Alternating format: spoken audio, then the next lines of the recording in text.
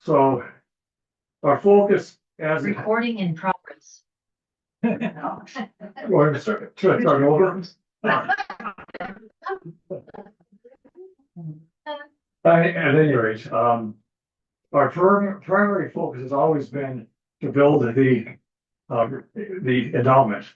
And not that, and it always was, but not that we have that $1 million grant from the state last year. No, yeah, this is million five, wasn't it? Million, yeah. So anyway, we can focus on the endowment, and actually, the purpose of the endowment is to have enough money so that we can eventually be self-sufficient. And we'll always need fundraisers, but we're calling on fundraisers. Nice not to have that kind of pressure. Although we still want new members, obviously, but we still need the funds, the income from the programs.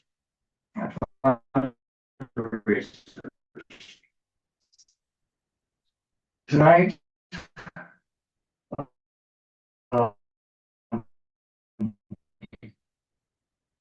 we're going to, there'll be several presenters.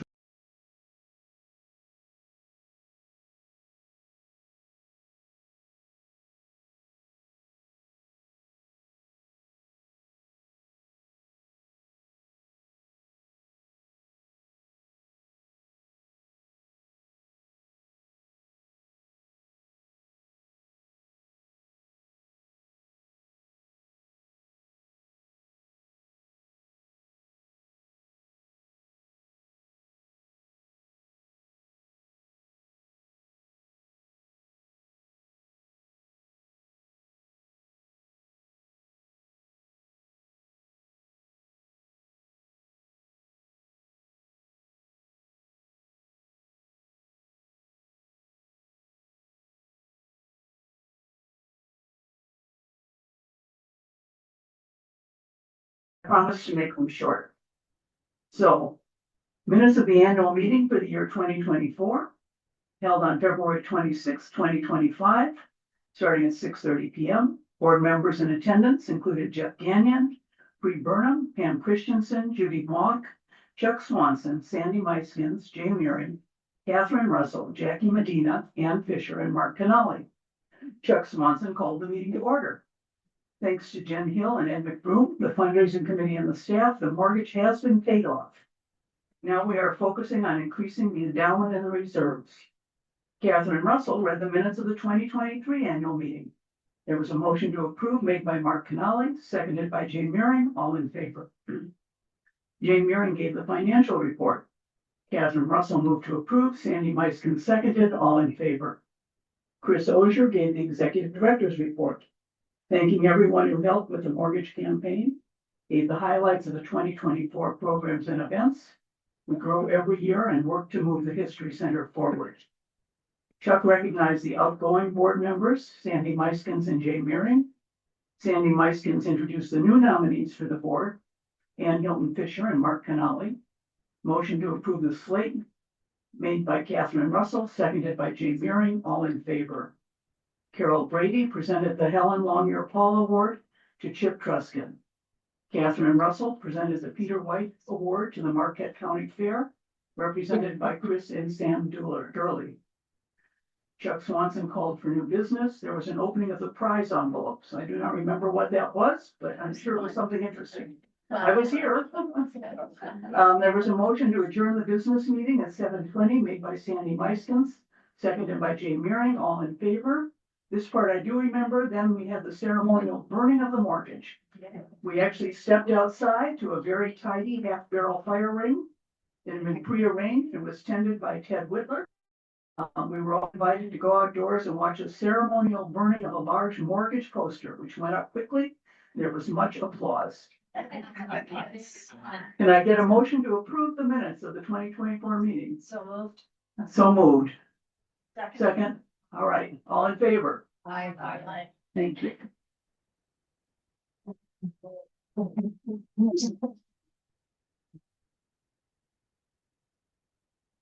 All right, so if this report sounds like deja vu, it's because just like an oil painting, Chuck stole all my material, including my jokes, so don't worry, I won't try that. The landscape for the History Center's finances are looking more confident as the years go by. At the start of last year, we were running off the joy of that $1 million grant from the state received on December 9th, 2024, used to pay for the mortgage. The ball kept rolling during 2025 due to some private generous donations.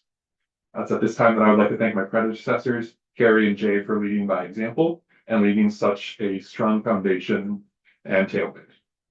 I would also like to thank Chris for running such an orderly and tight-knit organization. So this report is based on December 31st, 2025 financial statements. Expect some accounting adjustments to these figures following our auditor's review later this year. On December 31st, 2025, the Marquette Regional History Center had current assets, including investment accounts and inventory, totaling $3,012,000, up from right around $1.8 million 2 years ago. So this jump was witnessed both by the investments growing and also having fewer monthly payments. Once again, the mortgage being burned. The depreciated value of property and equipment was just shy of $3 million at $2,982,000, down from about $3.2 million 2 years ago. Other assets totaled right around $4.1 million, and total assets, like all that summed up together, was just over $10 million, $10,144,000. Liabilities totaled $76,000 at the end of 2025, compared to $1.5 million 2 years ago. Once again, noticeable. Thank you so much to the state for that wonderful grant. That change is due to paying off the mortgage on this building. Yeah. So we hope to take advantage of these strong tailwinds that we've been going on. And we hope to continue building momentum, where one of the biggest changes for 2026 will be the introduction of the fundraising manager. Applications for that close on March 2nd. So we really hope to see that coming up soon. We again thank all of our members and friends for supporting the center throughout 2025 and over the years. We are a nonprofit, tax-exempt organization and do not receive government funding, but depend upon memberships, contributions, and grants. Please continue to attend and support all of our lovely programs and all of our lovely fundraisers. Marquette Regional History Center finances are audited and reviewed annually. Thank you so much. My name is Barry Truscott. I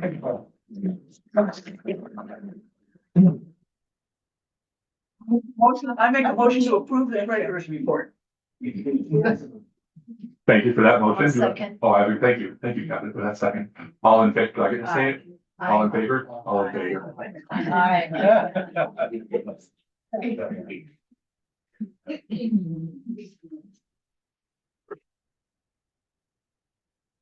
Good evening. Wow, what a great crowd. We're so happy that we have a full house tonight. This is really great. And thankfully the snow stopped. Don't have to be out shoveling, et cetera. Not that we want to beat that horse. Thank you so much again for coming. We're going to celebrate the year 2025 tonight, which was the 107th year for the Marquette County Historical Society, which of course is our legal name. I recently looked through the Helen Longyear Paul biographical file while giving out the History Award in her name tonight. She passed away the day after attending the 3rd annual local history conference held at Wayne State University. She was presented with an award for her significant contribution to the understanding of local history in the North Central area, which included Ohio, Michigan, Indiana, Illinois, and Wisconsin. I read her acceptance speech, which I won't give tonight. It was pretty lengthy, but she gave that speech. It was on Friday, October 28th, 1960. She died that Sunday morning, October 30th, in her hotel room at the age of 75. She really was a wonderful, amazing person. I could go on about her. The message, though, from her speech was one of pride, and she was really trying to give the audience a reason to visit Marquette County. Her first sentence read, "Let me tell you something about the J.M. Longyear Research Library associated with the Marquette County Historical Society in the Upper Peninsula of Michigan." Now that says a lot. It makes me want to find out more. So tonight, in her honor, I will be telling you something about the Marquette Regional History Center and our amazing year that was 2025.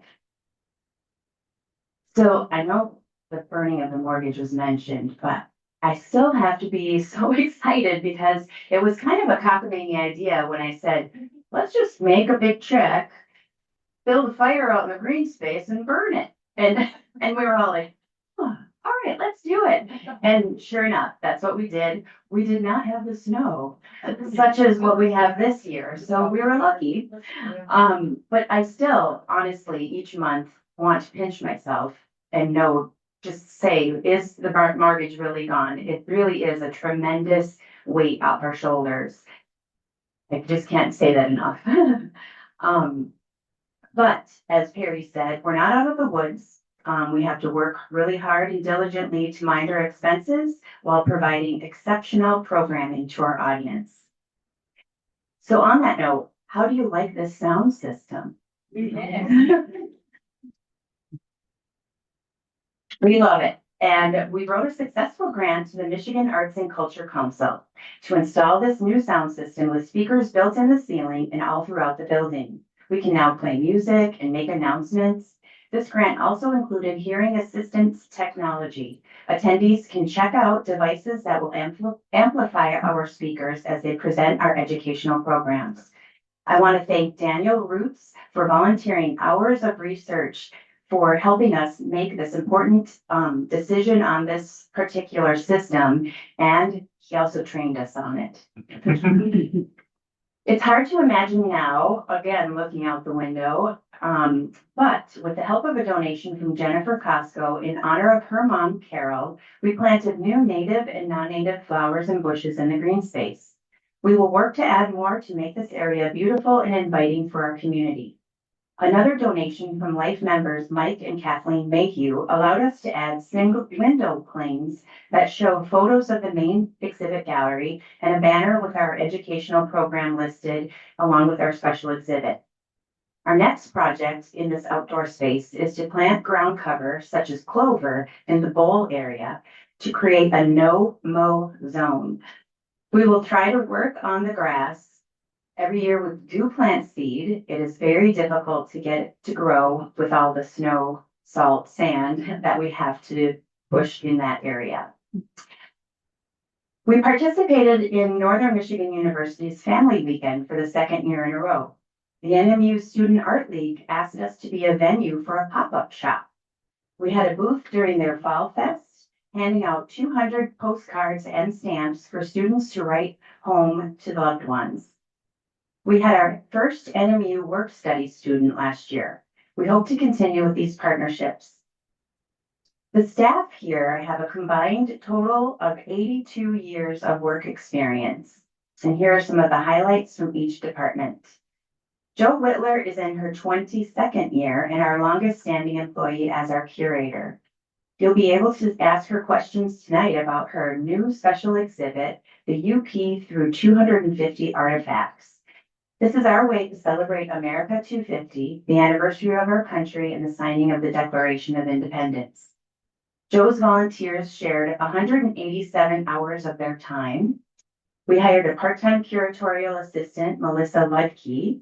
During her brief employment, Melissa entered artifacts records into our Past Perfect software.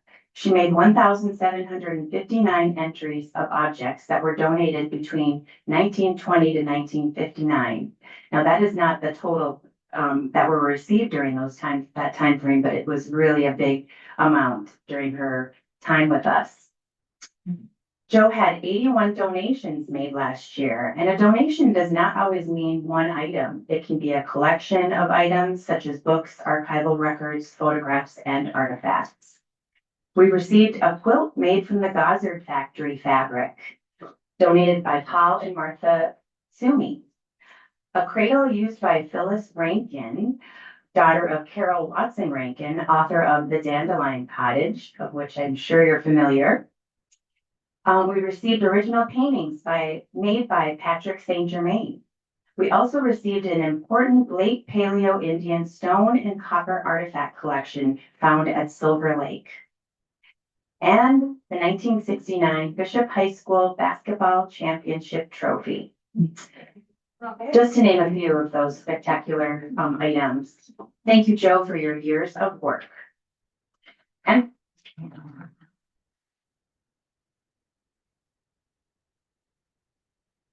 Emily Varga spends her time working in our education department, helping me on special projects, handling duties for our membership division, publicity, and record keeping. She also keeps our social media, gaining followers through timely and interesting and entertaining posts. Now, if you've been to this meeting before, you know I love our social media statistics, and this year is no different. We'll talk about followers gained last year. YouTube, we had 351 new followers. Instagram, 1,640 new followers, 893 for Facebook, and TikTok had 921 new views. With all of the new followers added, we have a total of 10,210 followers on YouTube, Instagram, and Facebook. Do you think we can reach 20,000? Okay. I think we can. And our TikTok views are at a total of 6,652, which I have no doubt we can reach 10,000. Maybe we should challenge ourselves. How about 12,000? Maybe 15,000? No pressure, Emily. Emily also works with our active membership committee.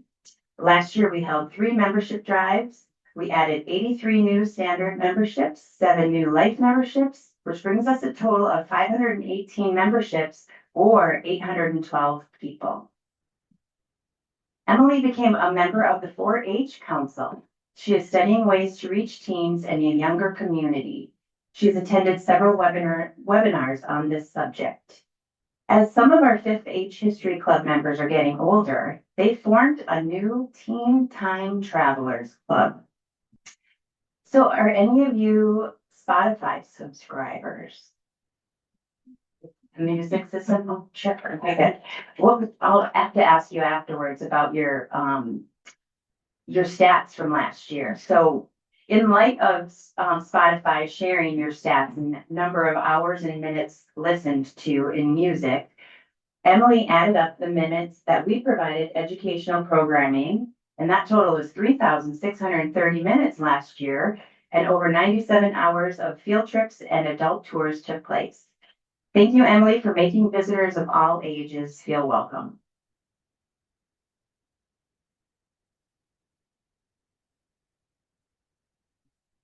Beth Gruber is our research librarian, and Emmy Tinder is now our cataloging librarian.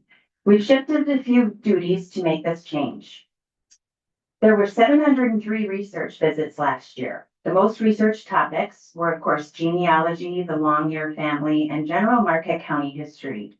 We also had many businesses and homeowners come in looking for pictures, maps, and other information on their buildings. The UP History Book Club is really taking off. The club meetings are well attended from all over the country, by the way, in the UP. And the group votes on the books last year, and they voted on the books this year. So it's laid out. Please join the group. I think you'll really enjoy it. In addition to our annual cemetery walk at Park Cemetery, we also gave tours at the Big Bay Cemetery as part of the Big Bay Stewardship Council's Fall Fest. Beth presented on the 1895 Osceola mine fire at the UP History Conference in Houghton, and she repeated this presentation for the Copper Country Rock and Mineral Club in Dollar Bay. She also presented to the Ishburn Carnegie Library's Genealogy Club. Emmy became a board member of the Michigan Oral History Association and helped the group modernize their database of Michigan oral history information. With grant funding from the Library of Michigan, she completed an online class through the University of Wisconsin about conducting and preserving oral history. This led to a revitalization of the library's oral history collection, which included digitizing, organizing, and transcribing more than 220 oral histories last year. Students from the NMU Construction Management Program completed and installed a new shelving unit made of archival standards for our rolled maps. More storage improvements were made possible by life member and volunteer Chip Truscon. With Chip's generous donation, we purchased more shelves and map drawers. We closed the library last year to work on a massive map reorganization and recataloging project. Nearly 2,000 maps were processed, which included relocating, cleaning, repairing, and cataloging.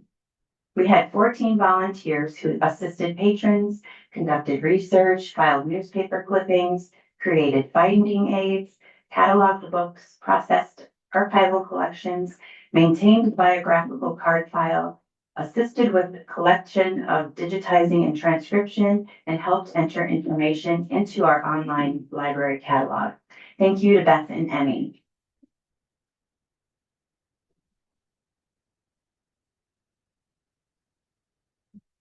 Betsy Roots, our educator, clocked 699 volunteer hours in her departments.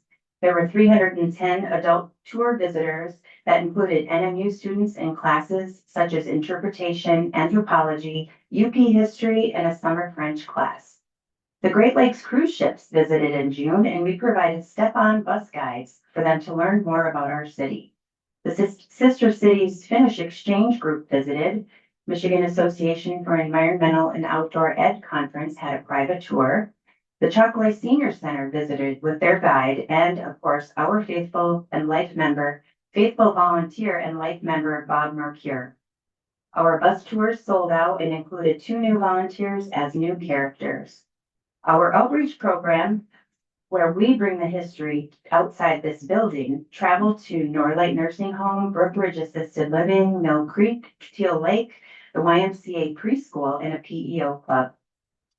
This was the primary area our NMU Work Studies student worked and did a great job for us. Other groups we presented to include the Marquette Rotary, Michigan History Day competition, the Huron Mountain Club, Marisa, an Airstream camper group, and a 60th class reunion. The 13th annual archaeology fair was a huge success, with 225 people attending to visit 13 booths. The education department is, as I always say, the heart of this organization. I bumped into Peter Kotola, a longtime member, former board member, and volunteer while I was working an aid station during the No Cayman on Ski Marathon. We chatted and immediately figured out that we knew each other. He told me he still has fond memories of attending school field trips in our old building on Front Street. Thank you to Betsy for continuing the tradition of creating memories that last a lifetime and inspiring future members, board members, and volunteers just like Peter.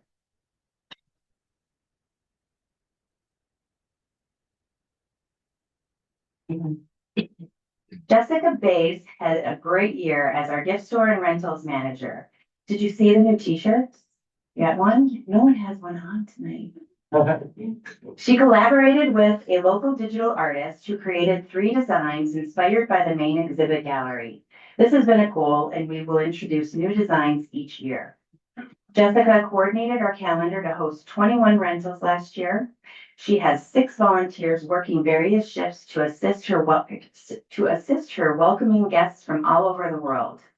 Our gift store holds merchandise created by 40 local and regional artists, and the 25th annual Holiday Art Sale brought in over 900 visitors with 35 artists selling their work and a tent in the green space.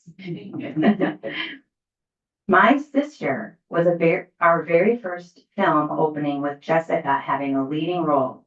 We are proud of her many acting achievements.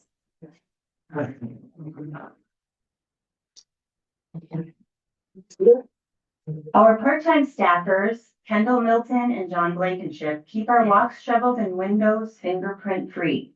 Kendall helps Joe install large objects in the special exhibit gallery and changes countless numbers of light bulbs throughout the building. John makes his way through town, putting up our posters, and he helps with small jobs in each department. Noah Danforth is our Saturday guy at the front desk, and he recently helped us install new computers. Zach Lanciani and Helen Demarche worked to keep the building safe during our rental season. Thank you to the MRHC Board of Trustees for their time and effort getting our strategic plan started last year. We now have a roadmap for the next 5 to 10 years that includes installing electric front doors, hiring a fundraising manager, and getting a few benefits for the staff. Now to our volunteers and members and attendees of our educational programs. Thank you so much. You've all had a part in creating this community here. You're part of this welcoming space that brings our history to life. We enjoy talking to you and being your friend. We enjoy meeting everyone who comes through the doors, and we're looking forward to another great year, and we hope you join us.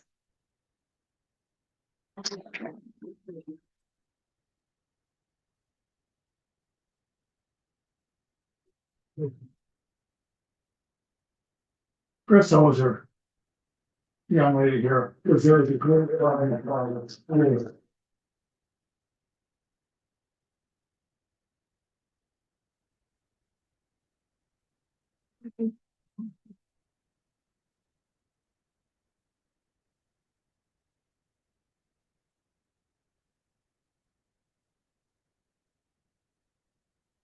I'm Judy Bach, and it's my pleasure to offer the nomination for new board members. But before I do that, I'd like to thank one board member that stepped off this year, Jennifer Costco.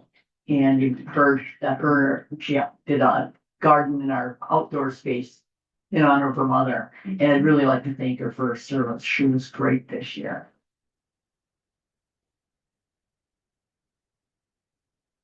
So it is my honor to nominate 3 new board members this year. Tony Eppensteiner. Tony, could you raise your hand? And April Lintola and Wim McDonald. So if I could entertain a motion to accept those 3 people to our board. So moved. Okay, and I'll second. Second was, who was first? Judy Court. Thank you. And Ann was the support. All in favor? Aye. Thank you. Can you say the names, please? Who was that? For the notes, names. Judy Court. Oh, Judy. The names are on there. We need the names for the notes. Right, Judy Court. Judy Court and Ann Fisher. Thank you. And it's now my honor to be the person who gets to give out the Helen Longyear Paul Award tonight. We just heard what a lovely lady she was. And this award's been named for her for many, many years. And I will read the nominating letter written here. I am submitting the name of Phyllis Michael Wong for the Helen Longyear Paul Award. As First Lady of NNU, Phyllis opened the President's Residence, Cade House, to student events and community outreach. Participation in Century Club led her to study Geraldine Gordon DeFont, who came to the UP to organize a strike at Gwynn and Ishpeming Gosford factories. It was then that Phyllis decided to interview over 100 former factory workers.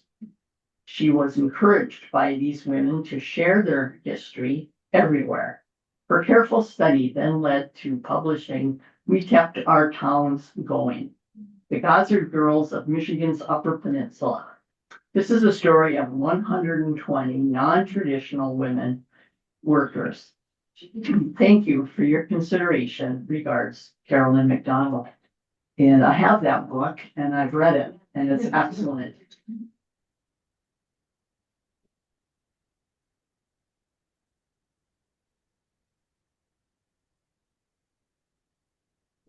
Phyllis, congratulations. Thank you very, very much. Okay. Thank you so very, very much. I'm humbled and honored by this award. Humbled because I believe this award didn't come about by myself. It was because of what I call this magical place called Michigan's Upper Peninsula and the absolutely wonderful people I got to know from day one who welcomed two West Coast people, Les and I, to your beautiful, beautiful area. And it was because of that that I felt at home like I was a Youper. So I really, really want to thank all the wonderful people there. People are my passion. I love the UP, but people are my passion. And I have to say that wherever I go, I love to tell stories about the time, the precious time, the 8 years that I got to spend in Marquette. But I also have to tell you that I have been coming to Marquette once to twice a year, even though I have been away since 2012. And again, it's because of the people there. So I really want to thank the committee for nominating me. I also would like to extend a personal thank you to my family, a very large family, a wonderful family that actually has come to know and to visit Marquette. So it's a family affair, the 16 of us, that when we come, we enjoy the people and we will continue to come. And I look forward to coming back later this year to enjoy the beautiful UP. Thank you again so very much for this award.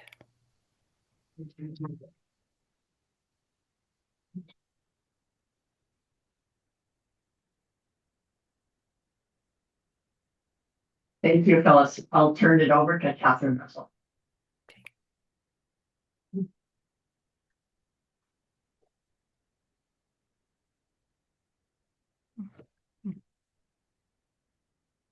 It's so nice to look out here and see all of you. This is like my maybe 7th, 8th, 10th annual meetings over the years. So it's every year I get to see a different size crowd, but to see the familiar faces is always just a reward.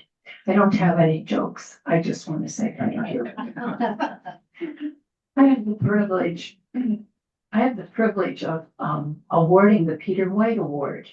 This award recognizes foundations, organizations, companies, and institutions for their valued contributions to the Marquette Regional History Center and to our local history. And it's being presented this year to the Marquette Federated Women's Club.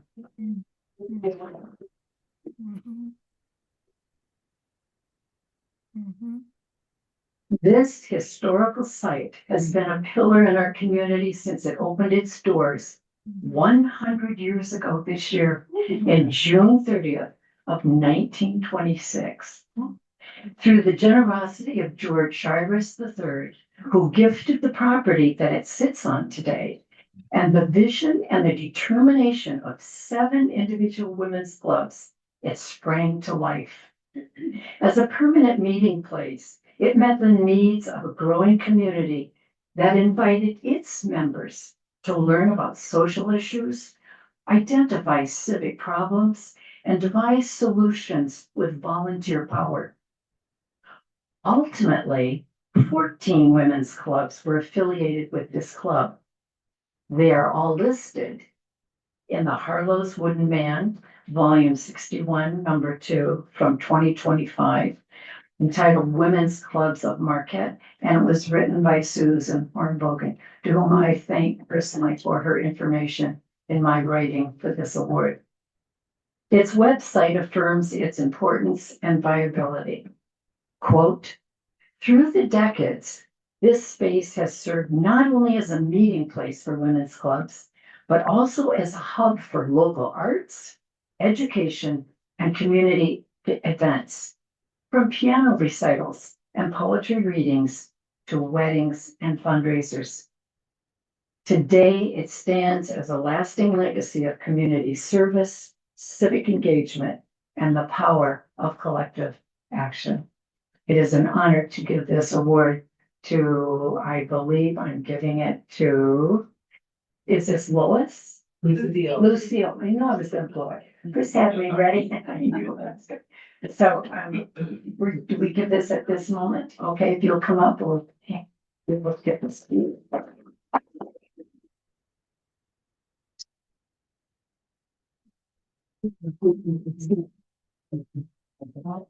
Yes. I would like to speak. On behalf of the Women's Federated Clubhouse, and actually all of the Federated Club's members, I thank you very much for this award. We're very honored to receive it. We have 5 Federated Clubs, and you mentioned how it grew to 14, well, we're now down to 5. So we have the Lions Clubs, Zonta, AAUW, the Marquette Area Piano Teachers Association, and the Lake Superior Piano Workshop. And we have representatives of the board here today, and I'd like to mention their names. We have our president, Amy Charette. We have Esther Barrington, Sue Madden, Sarah Moyle, Warner Hocker, Dan Arnold, Judy Ashby, May Goodrich, J.C. Madden, Lise Norman, Bob Butchko, and Pam Gunstrom makes up our board. So it's probably hard to. I would like to add a little bit about the history, if I could. Our mission is to save the clubhouse. To do that, we have begun to discover its history and reveal it to the public. Why? Because history matters. Through this effort, our community is learning about why it matters. We learn about some of our city's history, its struggles and successes throughout the lifetime of this house. We learned, and we must share, that the house is a marker. It's a marker for one, the building boom in Marquette in the 1880s. The house was built by Martin Bierling in 1882 to 83, so the house is at least 143 years old. 2, its role as a boarding house from 1903, with Liza Bosworth and her brother as owners and managers. It was the first mortgage recorded in Marquette. Liza Bosworth, who ran the boarding house just prior to it becoming a Federated Clubhouse, has a significant backstory, which I won't go into here. 3, the suffragettes and the women's movement to the Federation of Clubs. Liza Bosworth's story represents some of the injustices the suffragettes and the women's federations were trying to address, and why they became such a successful movement nationwide and here in Marquette. 4, as she was mentioning earlier, community engagement for a myriad of activities that took place within its walls: education and awareness programming, entertainment, celebrations, plays, memorials, recitals, and much more over the past 100 years. The membership among the Federated Clubs went as high as 700. Not only did their clubs meet in this house, but each could rent it for the significant moments in their individual lives, along with opening it up for community rentals. And 5, the start of the historic district, of which the clubhouse is the first historic building as you move east on Arch and Rich Street. In fact, this is sort of a 4-cornered historic area. Peter White Public Library was built 1904 to 1905. The landmark hotel, which was called the Hotel Northland, was conceived around 1919 by the Cabotham Hotel Company, and for some reason did not open until 1930. And then the church across the street was present when the discussion to convert the house to a gas station took place around 1923, 1924. So those are 5 markers on the significance of this house. The women in 1925 worked hard to purchase the house from George Cyrus III. He bought it only to keep it from becoming a gas station and allowing women time to fundraise. He was so impressed with their enormous progress in 1 year that he decided to deed them the property, and he later donated another $5,000. Hence, the renovations were significant. Most notably, the removal of the wraparound porch to increase the meeting space inside. And then they raised the mansard roof and added another whole floor in there to accommodate a caretaker. But a complete history of the house needs to be told. All who ran it, all the clubs who met there, the kinds of rentals that took place there, all who supported the clubhouse then and who's supporting it now. It needs to be featured within the house. So all that use it, all the people that use it, the clubs that use it, the community that uses it, will learn from it, and it becomes a treasure in the community's memory. As a Federated Women's Clubhouse, this is our 100th year anniversary. We need major support to do some upgrades and restoration projects to showcase this house to the community once again. So check out our website for opportunities to donate, to rent, to attend some of our upcoming events, of which I want to mention two.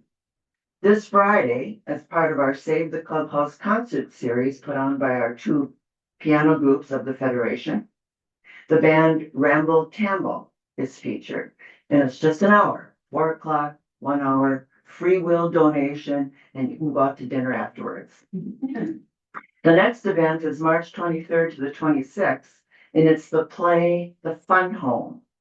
I don't know if you've heard of that book, but I've been given high ratings. It's really short for the funeral home, and hence why they wanted to use the clubhouse. It's put on by the Big Lake Theater Company, so keep a lookout for those tickets. 4 nights it'll be showing. And lastly, I just want to say that we are making some centennial plans and celebrations coming this summer. So please check out our website at womensfederatedclubhouse.org for the updates of these and other activities. Let us know if you'd like to help in some way or become involved in some way. We would welcome you. And thank you again for this award.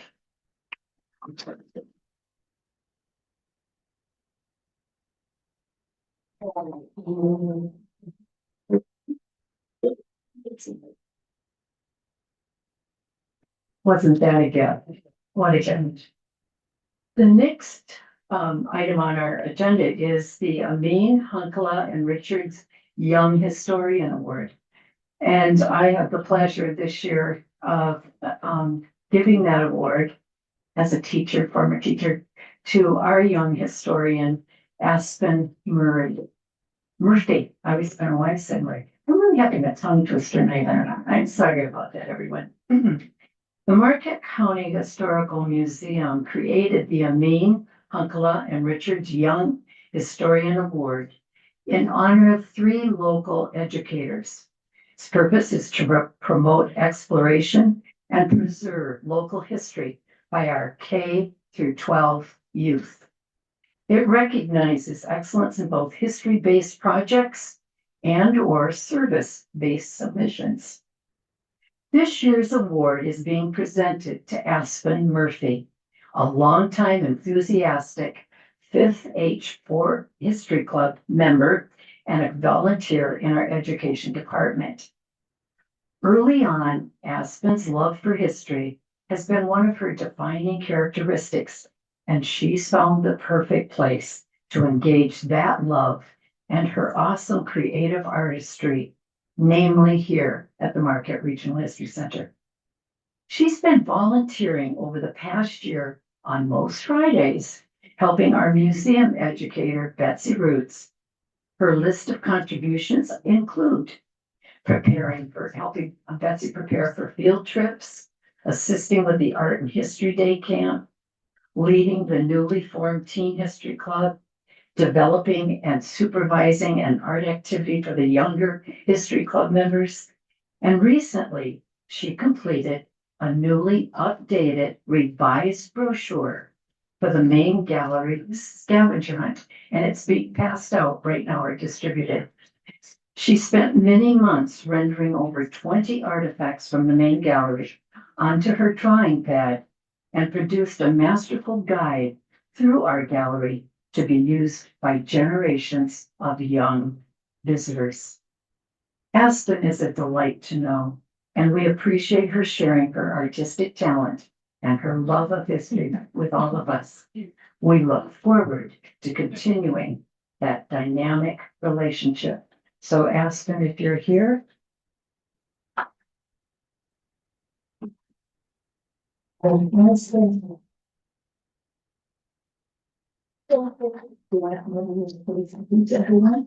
Sure. Okay, Aspen's going to have something to say, and then Betsy has something she'd like to share. Hello, you really planned for a speech? I just want to say that this is an incredible opportunity and I am so thankful for the ability to volunteer on Fridays and so excited for what we've been working on with the Teen Time Travelers. And yes, thank you.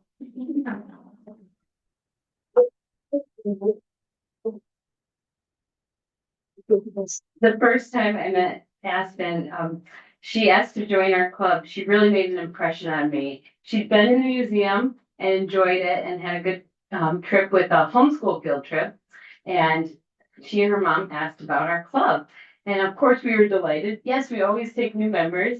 This is about 2018 or 2019, and it must have been 19 because the very first meeting she came to was caroling. We go caroling every year and we go around the neighborhood most often to Betts's and we surprise them in the flower shop and whoever's open at 4:30 to 5:30 on a Friday and it's getting dark in December and we're caroling and then we come back here for hot cocoa.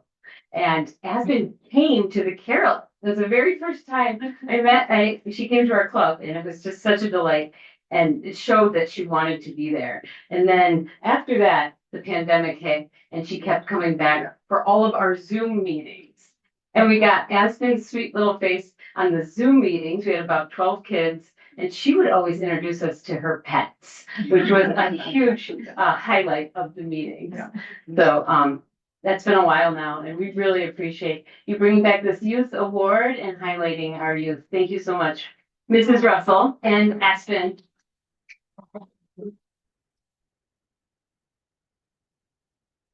Thank you.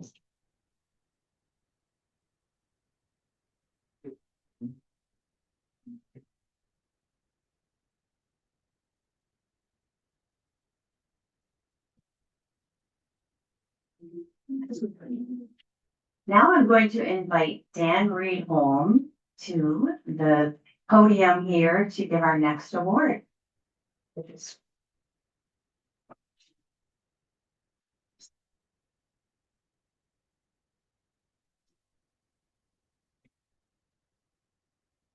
Thank you, Chris.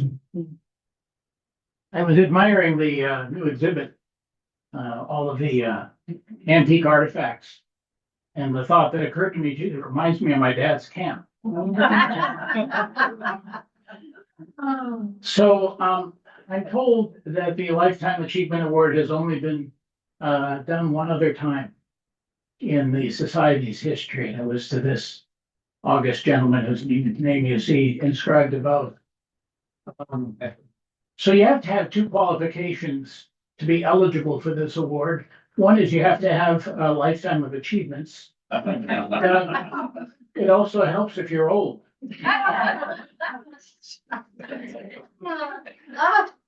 I was giving a presentation on the films of Otto Preminger a couple of months ago as a fundraiser for Peter White. And I was giving you all recognize the name Otto Preminger, of course. He was here in the spring of 1959 and put us on the map in terms of Hollywood. I traced his history from his beginnings in the Max Reinhardt Theater in Vienna, Austria, and then his transition to Hollywood, and brought him all the way up to coming to Marquette, Michigan, and making what is considered to be the finest courtroom drama in the history of Hollywood. And I was showing some production stills behind the scenes of him making the movie in our own courthouse. And I said, I would love to have been a fly on the wall to have observed this great artist at work. And I said, luckily for you, we have an eyewitness. And there was a gasp that came from the room. And I invited Blaine to come to the microphone. He was 11 years old at the time. His dad had an office just off the courtroom. And Blaine proceeded to narrate this incredible description of Otto Preminger at work in Marquette, Michigan, making Anatomy of a Murder. And everybody was riveted. And that's the kind of guy he is. And And he was able to provide lots of color and lots of life. Preminger had he was notorious for his temper. And I mean, he had a real temper. Smoke would come out of his ears, he would turn purple. And Blaine witnessed all of this as he got angry at some of the staff folks. As I was going through his statistics, it just struck me how much Blaine's life and my dad's life overlapped. And I can't cover everything. Chris kindly shared some details of his life, and it's been quite full. This is indeed a very appropriate and, in fact, long overdue award for him. As a youth, he traveled throughout Michigan's largest county when his father paid home visits. Well, when Fred was a young boy, he traveled over Marquette County with his father, who was a wholesale grocer with Carpenter Cook. And Fred traveled with his dad. That's how he got into some of the lumber camps up on the Yellow Dog Plains. He got to know people at Bay Cliff. He even got inside Heron Mountain on a regular basis. He got his first jobs at Heron Mountain and Bay Cliff.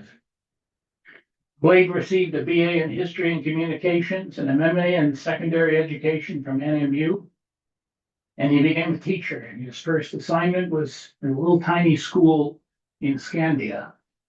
Fred started out the same way. A small school downstate called Vermontville. And then, just like Fred, he came to Republic Michigami schools for 15 years. Fred taught in Republic. And at Westwood High School for 19 years. And he was a consummate teacher. How do I know this? I experienced it firsthand. I was one of his pupils. Blaine may or not remember this, but when I was in high school, it was the Vietnam War era. Blaine was a substitute teacher in one of my history classes. And he came in that day, and the theme was armed conflict. And Blaine began to talk about the various wars that had happened over the past 2 centuries. He talked at some length about the American Civil War. He went on to talk about World War I, World War II, and on up to Vietnam, which was raging at the time. And you'd think that as a teacher, he would have asked us to regurgitate facts and dates and names, but he didn't do any of that. He said, now I want you to take out a piece of paper. And he said, I'm going to ask for your feedback on a question. He said, there's no right or wrong answer here. But he said that behind each one of these armed conflicts was human nature. And I want you to give me your opinion. Are human beings naturally bad and making a choice to inflict harm on others? Or are we just ignorant?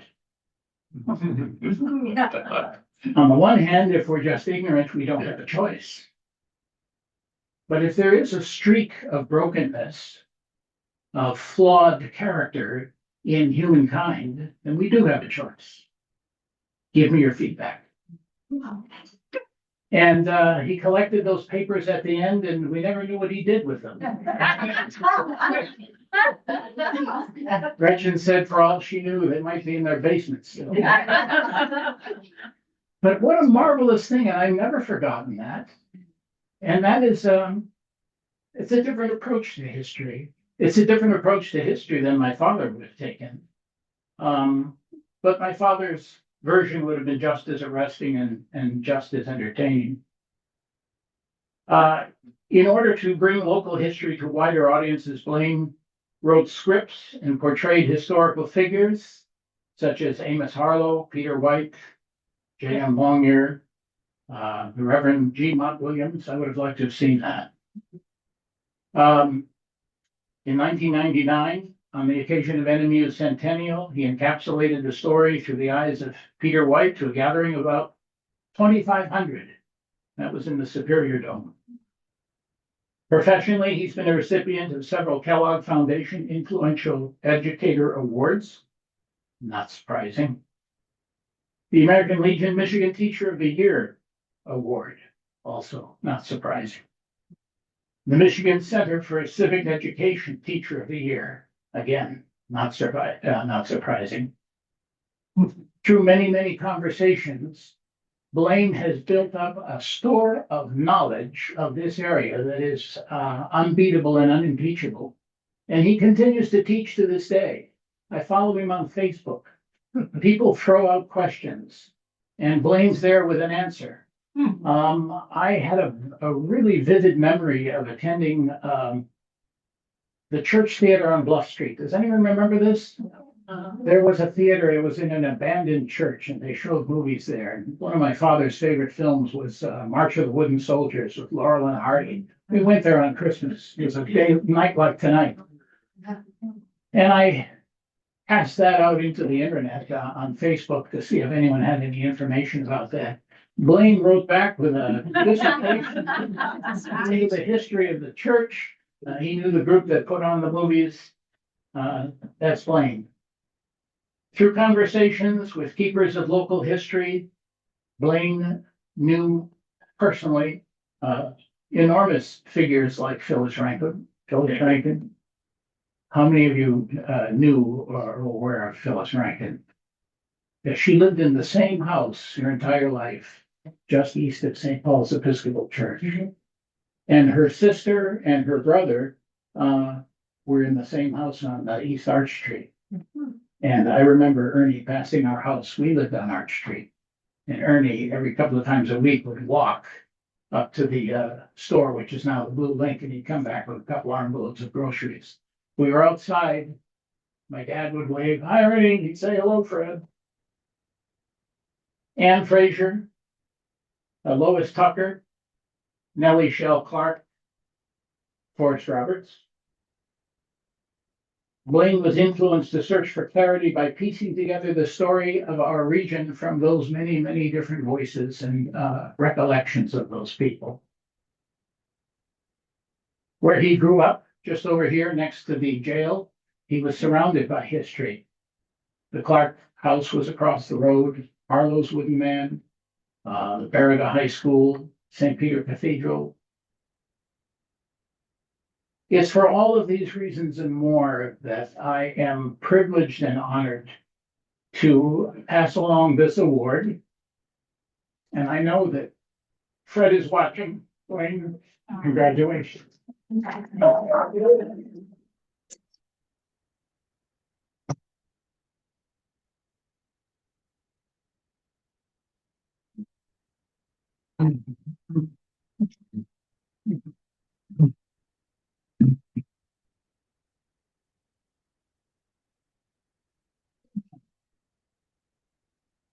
You know, it was so good that Chris Osier started with a tribute to Helen Longyear Paul. And she could have lived anywhere. She was a naval wife. Her parents took her all over Europe. They could have lived in any port of call. And she came back to live in Marquette. And she shepherded this organization. She really got us that first business or first building. She was the one who paid the executive director out of her own checkbook. She was an amazing woman. And I'm so glad that, Chris, you mentioned her. And but I did notice that everybody except Aspen, all of the award winners except Aspen, looked very nervous when they found out that she died the day after she got that big award. Well, Dan, thank you for that gracious and generous introduction. Those wonderful words were made even more meaningful because they were delivered with such eloquence. Dan Reedholm is probably the finest public speaker we have in this time and place. History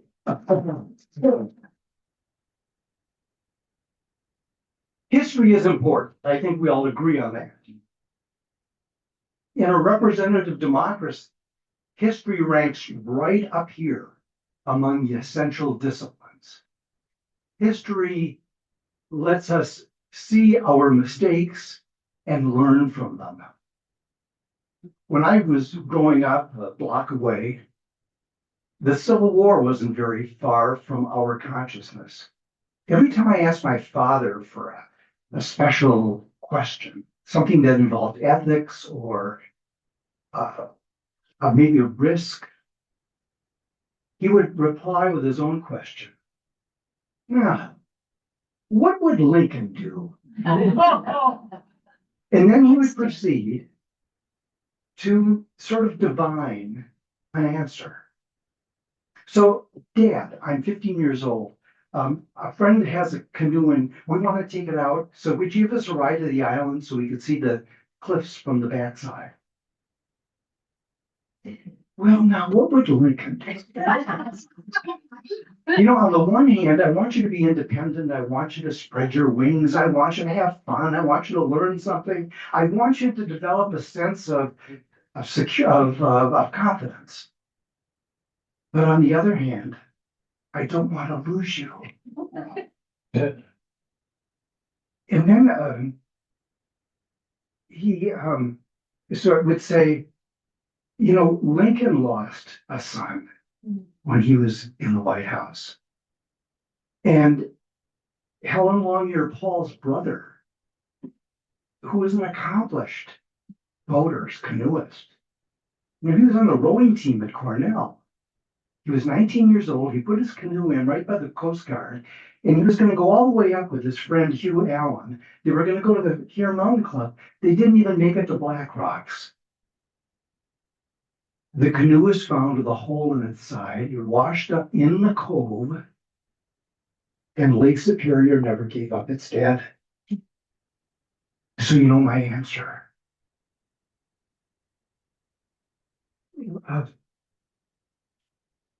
I obey him. There was another time, 3 years later, I was now 19 years old. And I said, did you hear? The whole neighborhoods in Detroit are burning. There's a riot. I want to go see it. And, you know, they take the car. And he said, now what would Lincoln do? On the one hand, you would be in the way. It's dangerous. It's foolhardy. And the car's not yet paid for. And on the other hand, this is history in the making. This is a remnant of the Civil War. This is a payback for having had slavery. Here are the keys. Wow. Wow. That's when I learned that history is knowledge. It's a body of facts. And when that knowledge is applied to a new situation, a challenging ethical issue, that's the beginning of wisdom. And that is what happens in this building. Chris Osier, Betsy Roots, Joe Whitler, Red Bays, our librarian, Beth Gruber. It's just all of a sudden I was there with Little Mary Michelin. You know, she was here for so many years. And their staff, and the incredible volunteers, this cadre, Ann Hilton Fisher, Susie Hornbogen, Jim Koski, Jack Dio, and all the people that work on the bus tours. You know, every day they find together, they put together facts and artifacts. They assess them, they catalog them, they preserve them, they write about them. They produce videos, wonderful exhibits. That's what happens in this building, and we are so very happy. So when it comes to this award, I heard Chris Osier's voice over the phone 2 weeks ago, and it just didn't seem like it registered with me. I was going to call her back and ask if she would repeat the message, but then I heard a voice of my own. I heard a voice inside, And it said, what would Lincoln do? On the one hand, I knew Fred Rehome. He was a friend of mine. And Blaine, you are no Fred Rehome. And on the other hand, the voice said, this is not a competition. This is not a comparison. This is a celebration. This is an opportunity to forge an important connection with an outstanding organization. And so with that in mind, I accept this award with deepest gratitude and thank you very much.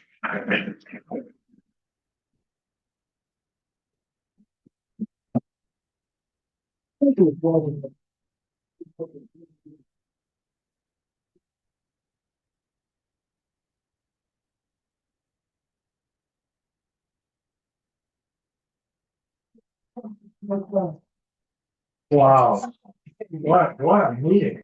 Unbelievable. Yes. Wonderful presenters, recipients of the awards. It's just been one of the best meetings that I've attended for the History Center, really. Thank you all for coming.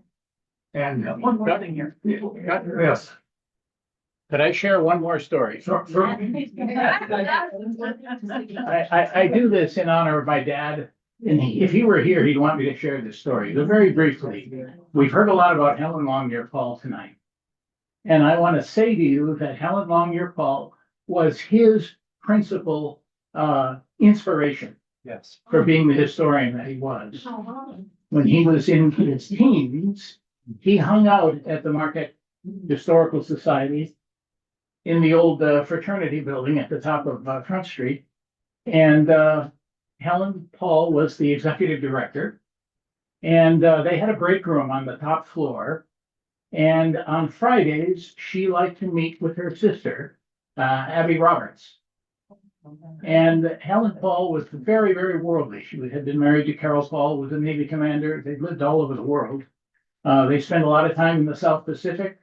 She designed the flag, for the official flag for Guam while they were living there. Really? And she just had a lot of firsts attached to it. And so he liked hanging out with her and her sister. They were very intelligent women. And they always would toss little tidbits out, like feed to a pigeon. Say, Fred, go look into this. Or Fred, go chase after this. And he went off and did his research and would come back the following week and report to them. He talked about Mrs. Paul all of my life growing up. And he said there was no greater inspiration or mentor figure that he could cite for his love and passion for history.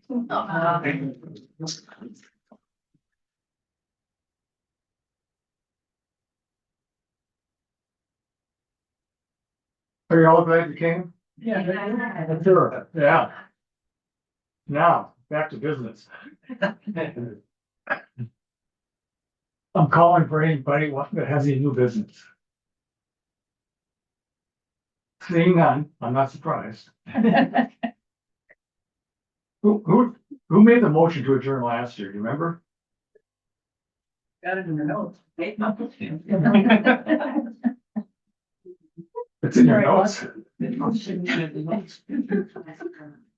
Anyway, it's somebody else's turn this year. When? Second to adjourn. Second. All in favor of going, or join, there's some cookies back there. Going for it. Seems like you didn't see this exhibit. We have a special exhibit. You're invited, it's open, the door's open. Stick around and mingle, have a cookie and what? What's the special exhibit? Thank you. Adjourned. Can